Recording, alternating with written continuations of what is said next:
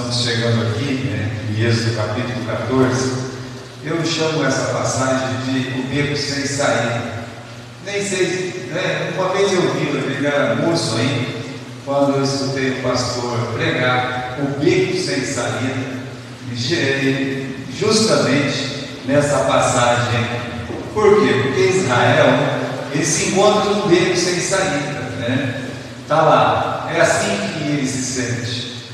Quando Deus tirou eles do Egito, e tudo parece mil maravilhas, parece que não tem mais problema, parece que agora eles estão livres, carregando todo aquele tesouro do Egito, com seus animais, com suas mulheres, com suas crianças, com seus velhos, podendo sair em paz, tranquilo, até, meus irmãos, até Deus endurecer o coração do faraó, até o faraó ser o próprio faraó, aquele homem usado pelo diabo para matar, para destruir, para escravizar. Então ele sai para perseguir o povo de Deus, cai a ficha dele. Por que a gente fez isso? Por que a gente mandou eles embora? Bora lá atrás deles, né? Pegou lá 600 carros com seus capitães e um exército formidável. Era muito fácil para ele pegar aquelas pessoas e colocar de volta na escravidão.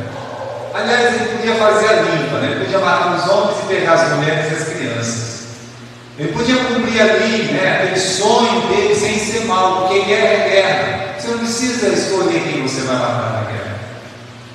Então, irmãos, de fato, né, era um bom momento para o faraó atacar. Mas nós falamos que Israel se sente num beco sem saída, né? Pelo cerco que dá dos lados, por trás e pela frente. Se na frente tinha o mapa é bem claro ali. Quando você estuda o mapa, né, você vê que tem montanhas de um lado, você tem montanhas do outro, você tem um grande deserto, e ainda você tem um exército inimigo correndo atrás, e como eu já disse, o mar na frente. Não tem jeito de escapar. Lembra que lá no capítulo 13, Deus não levou eles lá pela estrada que parecia ser mais curta, não era mais fácil, mais curta, e que evitaria esse encontro com o mar. Sim, foi Deus que fez isso aí. Deus queria colocar eles ali, naquele beco sem saída. Agora, a gente pode se sentir assim, meus irmãos, e acredite, nem sempre é Deus que coloca a gente num beco sem saída. Aqui é um caso especial, tá? Um caso especial que Deus permitiu que aquela pessoa, aquele povo, né, na verdade a nação de Israel, ficasse ali completamente dependente de uma ação divina. Então Deus permitiu, mas não é sempre que Deus faz isso. Na verdade, é difícil Deus fazer isso. É mais fácil a gente, na nossa tolice, no nosso pecado, na nossa maldade, a gente se colocar nessa situação. Em vez de simplesmente Deus nos colocar, Deus permite que a gente escolha entrar numa situação onde a gente fica sem saída, um beco sem saída. Nesse caso, como eu disse, Deus planejou, né? Por quê, pastor? Bom, o livro de Deuteronômio diz que para ver se vocês me amam, Deus queria mostrar a sua glória ao seu povo, mas também, meus irmãos, sempre que a gente está no meio sem saída, a gente vai mostrar se ama Deus também. Isso aí é um fato, né? É a parábola do semeador, vem a tribulação, ou vem os cuidados da vida, essas coisas. Quando não seca, né, a pessoa se desvia, essa pessoa tem o tempo totalmente tomado. Então, Deus, ele permite. Nesse caso, Deus permitiu. Uma outra coisa aqui, voltando no capítulo 14, veja comigo, né? No versículo 5, quando anunciaram ao rei do Egito que o povo estava fugindo, né, mudou-se o coração do faraó. No versículo 7, ele tomou lá, né, aqueles 600 carros. O versículo 8 explica para nós, né, que foi Deus que endureceu o seu coração. Mas no final do versículo 8 diz que o povo de Deus estava com uma mão mal, né? Ou seja, são duas coisas aqui. O inimigo, ele tem pressa em nos fazer um mal. É o desejo dele. A pressa dele rápido é como ele. O diabo é muito rápido. Aí, um outro pastor dizia: ele não é onisciente, ele não é onipresente, ele não é onipotente, mas ele é muito rápido. E a gente tem que entender essa rapidez do diabo. A rapidez com que ele faz algumas coisas acontecer. A rapidez com que ele vai colocar uma coisa ruim no coração, no outro. Como ele é rápido em formar planos, ele é muito ligeiro, o diabo. Então, ele primeiro não quer que o homem se liberte de jeito nenhum. 200 ou mais anos aqui de escravidão, né? E já estava bom. 200 anos já você está escravizando esse povo, Satanás. Não, mas eu quero mais. O diabo quer mais. 38 anos escravizando aquela mulher no Novo Testamento, mas ele queria mais. Por ele escravizava aquela mulher a vida inteira, a vida toda. Ele, meus irmãos, não está nem aí para o tempo, porque o tempo do diabo, meus irmãos, só conta para a sua destruição. Então, a rapidez dele, a agilidade dele em querer nos prender é grande, né? E o inimigo sempre vai querer nos reter, nos prender. Veja só: eu fui liberto, Jesus me libertou, assim como Israel foi libertado do Egito.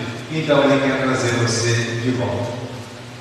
Mas ele consegue, como? Ele pode nos prender pelo pecado. Não nos prender para o inferno, mas nos prender para uma perdição em vida, não para uma perdição eterna. Ele pode fazer isso. Então, se eu já sou um liberto em Cristo, se ele puder, ele vai lançar redes sobre mim para que eu fique preso. Agora, se eu não sou um liberto em Cristo, dá trabalho. Ele, meus irmãos, ele é insistente.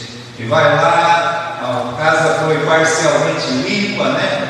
O capeta sai, daqui a pouco volta às 7 para que faça uma resistência maior. Ele não tem vergonha de pedir ajuda para os universitários, não tem vergonha de pedir ajuda para ninguém, de contar com ninguém. O diabo, ele não quer soltar nenhuma alma. Se uma alma se solta, é como Israel, é pela graça de Deus. Se você foi salvo, agradeça a Deus todos os dias pela sua salvação. Porque se dependesse de Satanás, o nosso inimigo das nossas almas, o diabo, se dependesse dele, você estaria mansamente preso debaixo de suas correntes, né? Preso em suas correntes, mantendo posse mesmo. Então, irmãos, e ele conta com o nosso desespero. Veja só, tem uma palavra aqui, né? No versículo 3: então o Faraó dirá aos filhos de Israel: estão embaraçados na terra, o deserto os encerrou, né?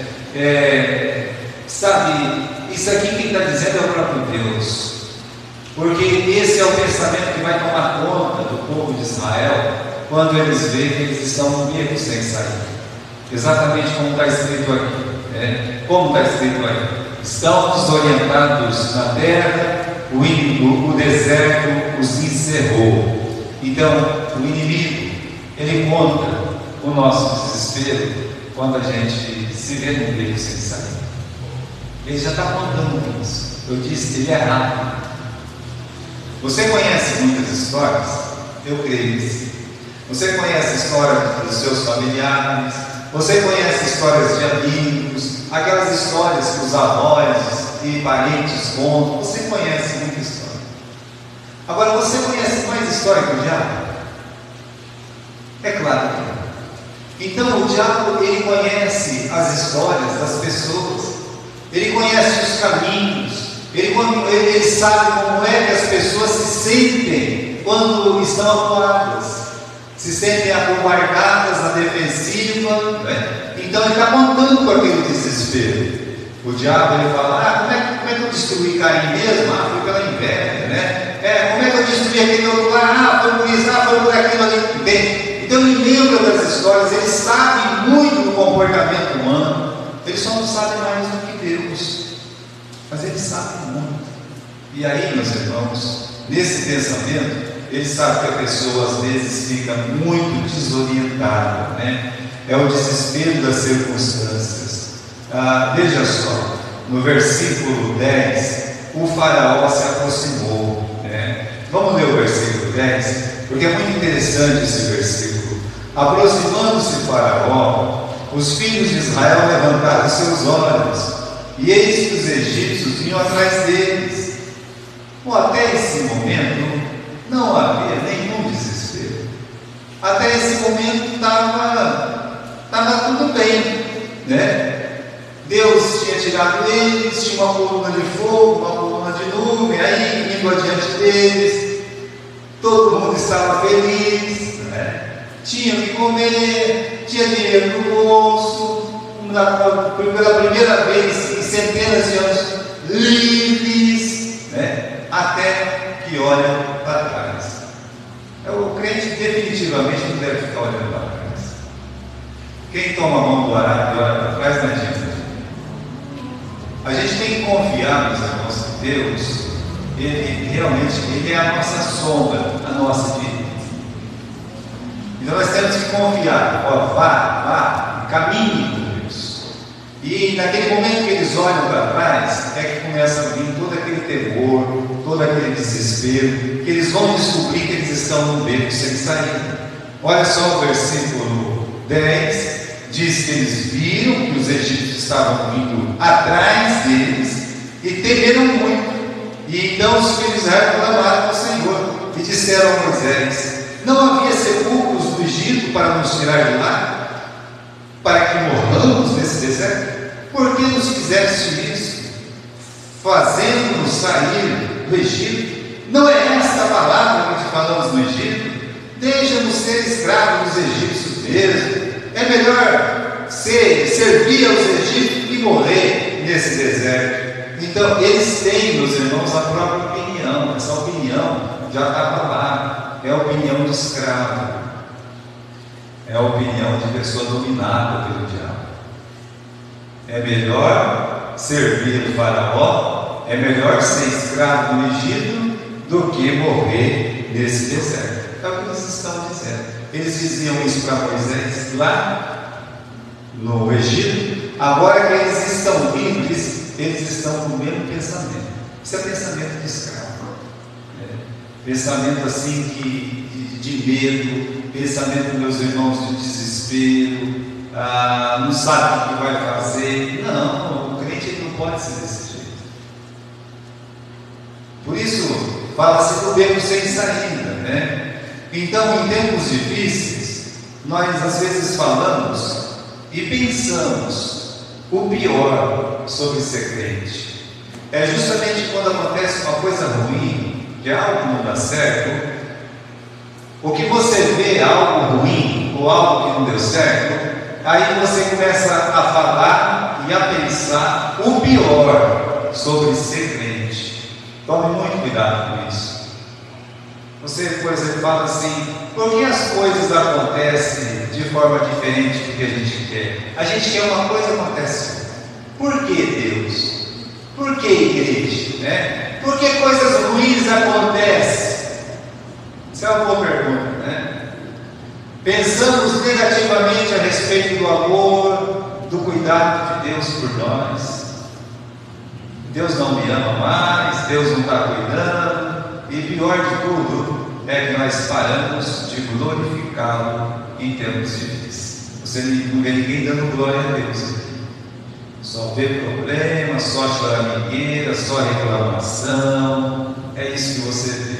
Esse é o pensamento de escravo, reclamando, achando que a vida de escravidão era melhor, sem iniciativa de nada, cabisbaixo.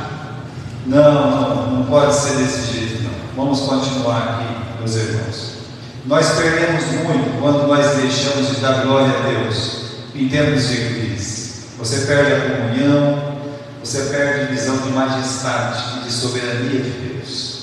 Você dá lugar à sua dúvida, ou seja, se você tiver que duvidar, duvide de suas dúvidas, mas a fé nesse momento que você deixa de dar glória a Deus, dá lugar à dúvida, e aí pronto, né? Até o que nós falamos aqui é que não não é porque o sol não brilha que ele não está lá.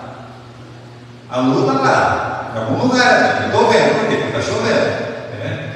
Levanta, você levanta de manhã, está aquele tempo nublado, horrível, né? Bom, o sol está lá, tá? As nuvens estão tampando ele, mas ele está lá, jogando seus raios de luz. A mesma coisa é Deus, né? Deus, ele está ali, sabe? Aquele momento é só um momento, aquela turbulência, ela vai passar. Por isso, em tempos de turbulência, você não deve se precipitar com nada, né?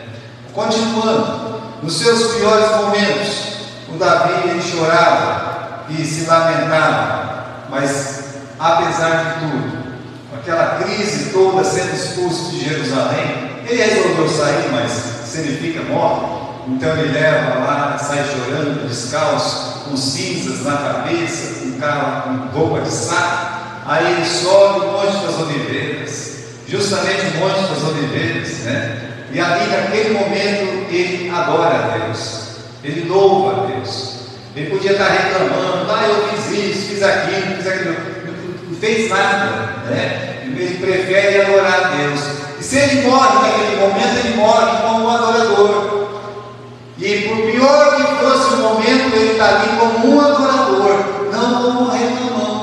Mesmo sendo expulso da cidade que ele conquistou, mesmo saindo ali, meus irmãos, com uma mãozinha na frente, outra atrás, sem condição de nada, se ele morre ali, se eles matam o Davi ali, ele morria como um adorador e não como um reclamão, né?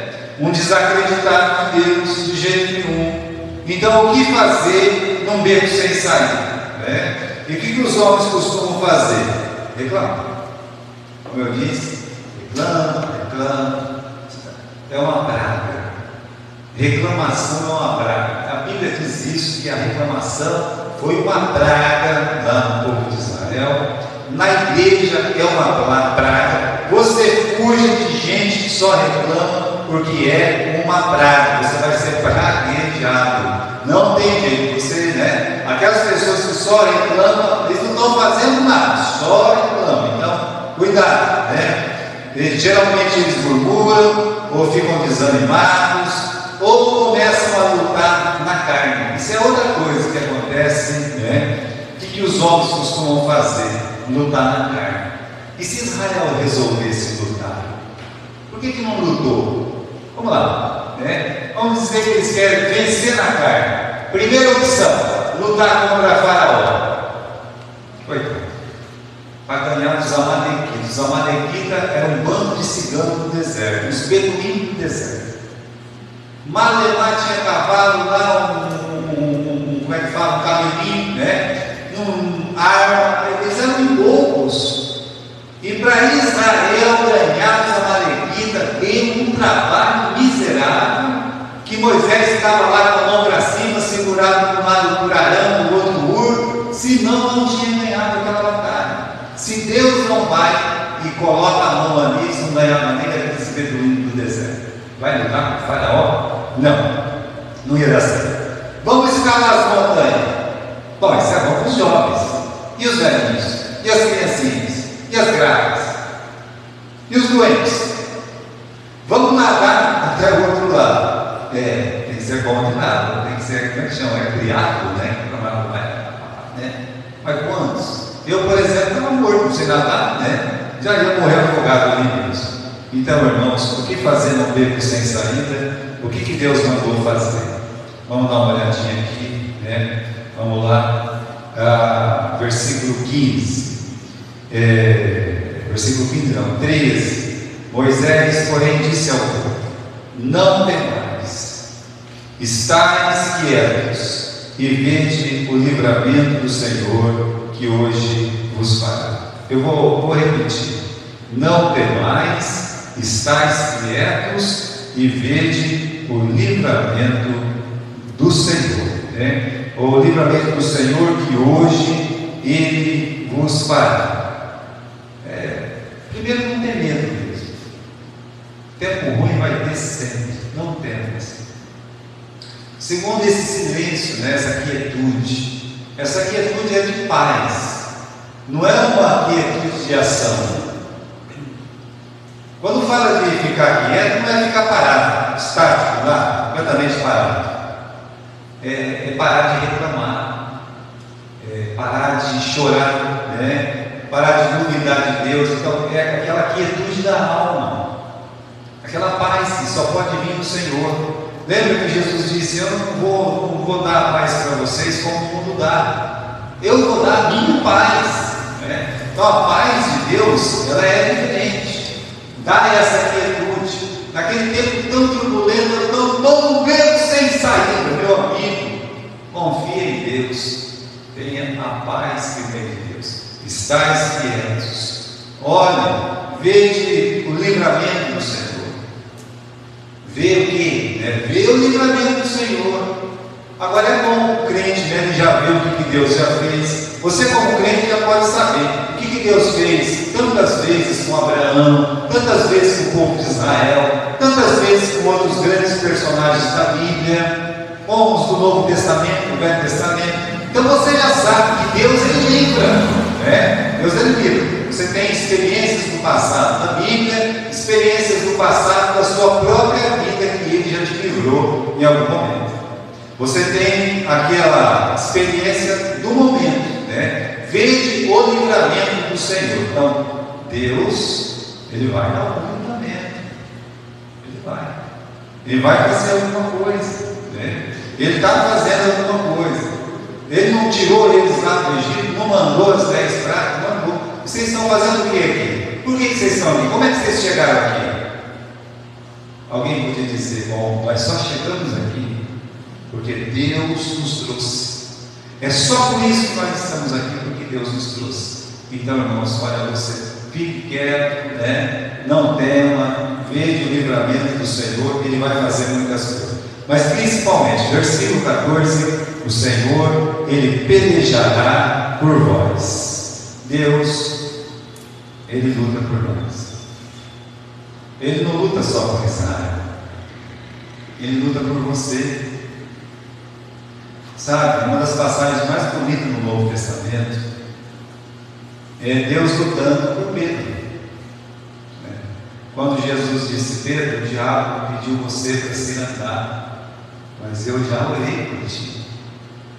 Essa batalha é uma batalha espiritual. Eu já orei por ti, e deu a garantia de vitória para Pedro. Então, irmãos, o mesmo Deus que lutava por Israel, Ele luta por nós. E como Ele luta? Essa situação, nos lembra a obra redentora de estar quieto, porque nós não temos parte na salvação, Quando fala de ver a salvação de Deus, olha para a cruz, o que Ele fez, a morte expiatória, e que pelejará por vós, Então, sempre vencendo o pecado por nós. Interessante aquela passagem de Apocalipse, porque o João ele se acha tão indigno e olha para cima e para baixo, ninguém é digno, mas aí o anjo diz: não, calma lá, está aqui o leão da tribo de Judá, não chora não. Por quê? Porque ele venceu. É isso que o anjo diz. Meus irmãos, a gente tem que entender que ele já venceu. Somos mais que vencedores em Cristo Jesus. Mesmo no nosso beco sem saída, você não pode se ver um derrotado, você tem que se ver um filho de Deus. Agora, só porque tem um problema você se ver um derrotado, um caído, aí você para de ver Deus e começa a ver você. É melhor você ver Deus do que ver você.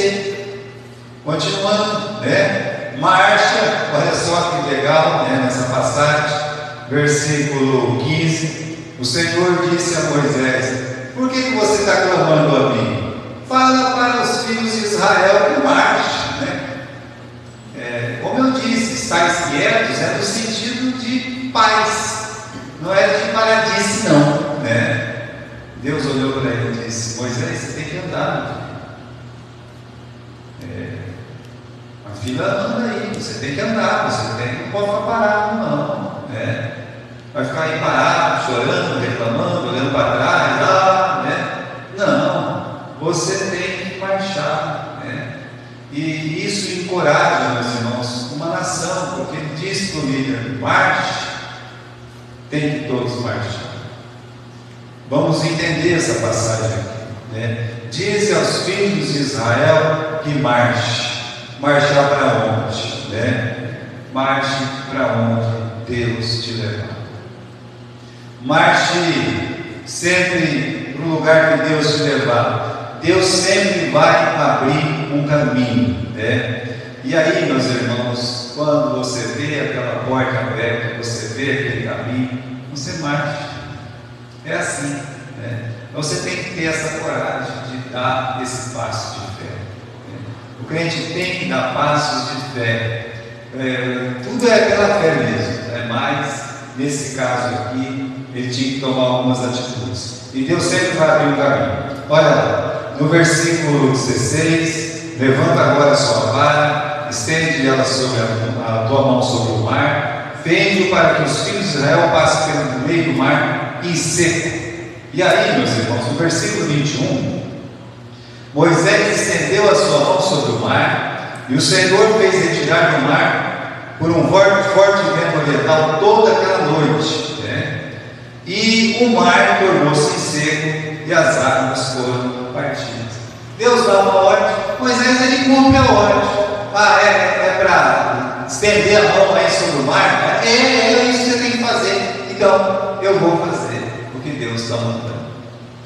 Olha, eu li para vocês o 16 e li o versículo 21, né? Versículo 17, 18, 19, 20 é todo o aparato divino. Deus dá uma ordem, Moisés ele vai cumprir a ordem, mas enquanto Moisés está cumprindo a ordem, você percebe a ação de Deus por trás.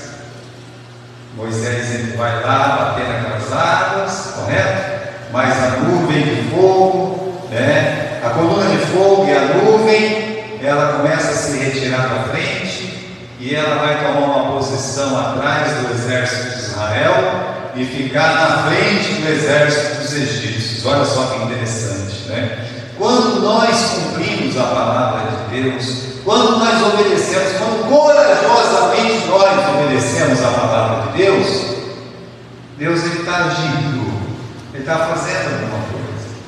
Deus ele está sempre agindo. Meus irmãos, aquilo foi um muro, né? A própria presença divina foi um muro entre o povo de Israel e os egípcios. Se você ler no versículo 19, o anjo de Deus que ia diante do exército se retirou e ia atrás deles. Também a coluna de nuvem se retirou de diante deles e se pôs atrás. Ia entre o campo dos egípcios e o campo de Israel. E a nuvem era trevas para aqueles, e para estes clareava a noite, de maneira que toda a noite não se aproximou um do outro. Então o anjo do Senhor, ele se acampa ao redor daqueles que o temem e o livram. É sempre Deus. Mas você percebe que ele está agindo, que ele está dando passos de fé? Uma pessoa que não dá os passos de fé, ele nunca vai ver uma ação de Deus. Deus está agindo, mas ele não vai conseguir ver. Ele nunca vai conseguir chegar em lugar nenhum. É por isso que um crente tem que ser um homem de fé, uma mulher de fé. Você tem que ter fé, meus irmãos. Você tem que deixar Deus agir. Deus sempre vai agir. Deus sempre abre o caminho. E às vezes o lugar que Deus abre é o mais improvável. As águas. Por aqui não tem jeito, porque tem o mar. É aqui que você vai passar, né?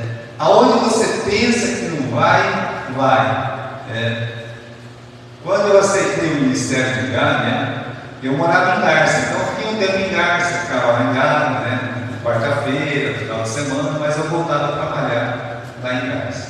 Quando o pastor foi embora para o Ugaí, então ele disse: olha, meu último dia, eu falei: está tudo bem, já estou tudo pronto para ir embora. Aí eu ia me mudar realmente, né, para a cidade de Gávea. E aí, meus irmãos, eu tinha que arrumar um emprego. Depois de 3 anos e meio, né, sem nenhuma carteira assinada, pensei: e agora, né?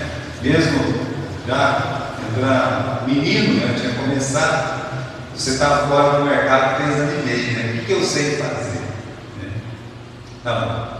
Aí eu comecei lá, aquela grande cidade de Gales, grande, né?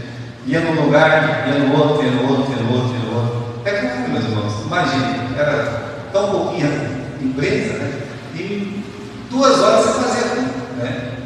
Mas eu fui para lá, para cá, para lá. Aí tinha um lugar lá, né, que tinha uma placa lá, não há vagas, estava escrito aquela placa lá, né? Aí eu bati palma lá, você é um estúpido lá, você não está lendo a placa aí, cara, que dia que o senhor colocou essa placa, né? E se uma pessoa machucou, cortou a mão e não sei o quê, eu não falei bravo, né? O que você quer? Eu quero uma vaga, né? Mas não tem vaga, nunca mais pode abrir, né? Dei risada, deixei lá, currículo feito por mimeógrafo ainda, né? Deixei lá, né? E aí, onde você mora? Eu moro naquela casa ali, fica lá na esquina, né? Tá certo. Fui chamado no outro dia. Fui chamado num lugar que não tinha vaga. Então, se você quiser, você fica parado, não tem vaga. Não tem vaga, então quer dizer, não vou nem aí, não tem vaga. Vai lá, bate lá, dá um grito, sabe? Se faz conhecer. Você tem que fazer conhecer. Tá? Tem que fazer um barulho ali, bater um bumbo, tá vendo? Porque senão, como é que faz? Igreja é assim, irmãos. Olha, a gente vai ter que fazer barulho se a gente quiser crescer aqui nesse bairro, né? Tem que fazer um barulho, fazer uns negócios diferentes, né? E chamar as pessoas para ouvir a palavra de Deus. Sem esse barulho, eles não vão vir aqui de graça, não, tá? Muito bem, meus irmãos. Deus, eu creio que Ele foi abrindo o mar aos poucos. O mar vai se abrindo, eles vão andando, o mar vai se abrindo, eles vão andando, o mar vai se abrindo, vão andando, o mar vai se abrindo. É assim, né? É desse jeito, um passo de cada vez. A Bíblia diz no livro de Hebreus que eles tiveram fé em atravessar, né? Então, quando você se encontrar no meio sem sair, tem que lembrar dessa lição. Primeiro, Deus vai abrir o caminho, não importa como você entrou nele, Deus vai abrir o caminho. Se você entrou por preguiça, se Deus colocou você lá, Deus, Ele vai abrir um caminho. Segundo, que as coisas vão se abrindo aos poucos. É um passo atrás do outro. Deus vai abrindo, até que todos eles saem sem pressa. Para que pressa? Se quem segura o inimigo é Deus. Versículo 22, os filhos de Israel entraram pelo meio do mar seco, as suas águas foram-lhes como muro à direita e à esquerda. Os egípcios seguiram, né? Se eles entraram, vão entrar também? Pode entrar. E entraram atrás deles todos os cavalos de Faraó, os seus carros, os seus cavaleiros, até pelo meio do mar. E aconteceu que na vigília daquela manhã, o Senhor, na coluna de fogo e da coluna de nuvem, viu o campo dos egípcios e alvoroçou o campo dos egípcios. Tirou-lhes as rodas dos seus carros e dificultosamente os governaram. Então disseram os egípcios: fujamos da face de Israel, porque o Senhor por eles peleja contra os egípcios. Deus, Ele está sempre no lugar certo para cuidar de nós. Quando Ele precisa estar na frente, Ele vai estar na frente. Mas se Ele precisar sair de lá, vai para trás para cuidar de você, para destruir Israel, tinha que passar por cima de Deus. Sabe aquela frase? Para você bater lá no meu filho, você tem que passar por cima do meu cadáver. Quer dizer, que você tem que matar aquela pessoa. É isso que ela está dizendo, né? Quando fala, só por cima do meu cadáver, você tem que matar aquela pessoa. O cadáver é morto, né? Aí a pessoa fala, não quero matar ninguém, né? E a pessoa está disposta a tudo, está disposta a morrer. Então, não vou me atrever. Então você, veja só, essa frase serve para Israel. Para destruir Israel, a pessoa tem que passar por cima do cadáver de Deus. Pastor, mas Deus jamais vai ter um cadáver de Deus. Então, jamais alguém poderá destruir o Israel de Deus. Se o diabo quiser, tá bom. Se o diabo não quiser, tá bom do mesmo jeito, porque o nome de Israel, as 12 tribos de Israel estão escritas na eternidade. Está lá. Quem vai tirar de lá? assim como o nome dos eleitos, o nome dos filhos de Deus, escritos na eternidade também. Quem é que pode tirar de lá? Não é? Essa nuvem tem um aspecto duplo. Para os israelitas, iluminado. Pode pular. E para os egípcios, escurecido. Deus não apenas nos guarda, mas Ele faz uma outra coisa. Ele frustra os planos do inimigo. Ele frustra, o caminho deles se torna mais escuro. O caminho deles, meus irmãos, se torna mais difícil. Por isso Davi, ele olha e diz assim: eu não vou levantar a mão contra o ungido do Senhor, porque ele não queria ser frustrado. Então ele já sabia disso também. Aqui, meus irmãos, a rota que lhes dava vantagem, que fez com que eles corressem tanto, olha o que diz o versículo 25: tirou-lhes as rodas dos seus carros. Tá bom. E aí começou a andar dificultosamente. Vamos fugir, por quê? Até o inimigo reconhece que Deus peleja por Israel. Acabou, meus irmãos, Eles querem voltar e não pode. Eles reconhecem que Deus peleja por Israel. E aí Deus vai destruir eles, Versículo 26, disse o Senhor a Moisés: estende a sua mão sobre o mar, para que as águas tornem sobre os egípcios, sobre os seus carros, sobre os seus cavaleiros. Então Moisés estendeu a sua mão sobre o mar, e o mar retornou a sua força ao amanhecer. E os egípcios, ao fugirem, foram de encontro a ele. Olha só, Deus começou a fechar de trás para frente. E o Senhor derrubou os egípcios no meio do mar, porque as águas, tornando cobrir os carros e os cavaleiros de todo o exército de Faraó, que os havia seguido no mar, nenhum deles ficou. Acabou. Nenhum deles ficou. Mas os filhos de Israel foram pelo meio do mar seco, e as águas foram-lhes como um muro à sua mão direita e esquerda. Assim o Senhor salvou Israel. Assim o Senhor salvou Israel. É muito linda essa frase. É uma frase do nosso coração. Assim o Senhor salvou Israel. Naquele dia, da mão dos egípcios. E o que Israel viu? Israel viu os egípcios mortos na praia do mar. A mão de Deus, meus irmãos, ela vem pesada.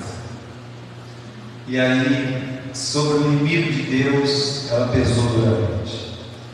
Do mesmo jeito que o faraó fez para matar os filhos de Israel, jogando nas águas, afogando os pobrezinhos, ainda tão pequenininhos. Quantos por tantos anos? Quantos? Não sei. Do mesmo jeito que ele fez, Deus pega o faraó, pega os seus cavaleiros, pega os seus soldados e afoga. Eles não queriam matar afogados? Afogados foram e acabou.